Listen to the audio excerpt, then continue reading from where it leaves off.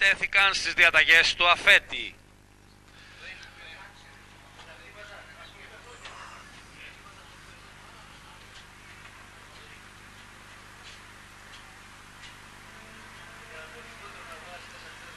Αυτή τη στιγμή δόθηκε η εκκίνηση της τρίτης υποδρομίας. Για την πρωτοπορία είναι Κασιόπη αρχικά από το κάγκελο. Κοντά της είναι όμως τώρα η Ποτούρ Μάζεστη, η οποία θέλει να περάσει μπροστά και τα καταφέρνει. Η Ποτούρ Μάζεστη ο διοικητικούς, Κασιόπη στη δεύτερη θέση. Απ' έξω τρέχει Ντεκαντάν, στο κάγκελο είναι η Ποτούρ Μέλοντι και λίγο πιο πίσω βρίσκεται η Νύμφη. Αυτές οι πέντε προηγούνται στα 600 μέτρα με επικεφαλή στην Ποτούρ Μάζεστη.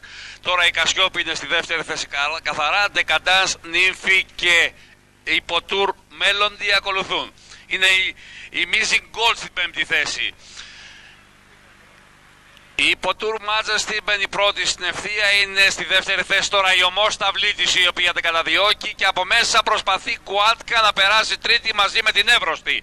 Οι δύο Ομόσταυλες κατευθύνονται για το φίνις, έχετε δυνατά από μέσα Κουάτκα. Η Ποτούρ Μάζεστη και στη δεύτερη θέση Missing Gold, στην τρίτη θέση Κουάτκα από μέσα.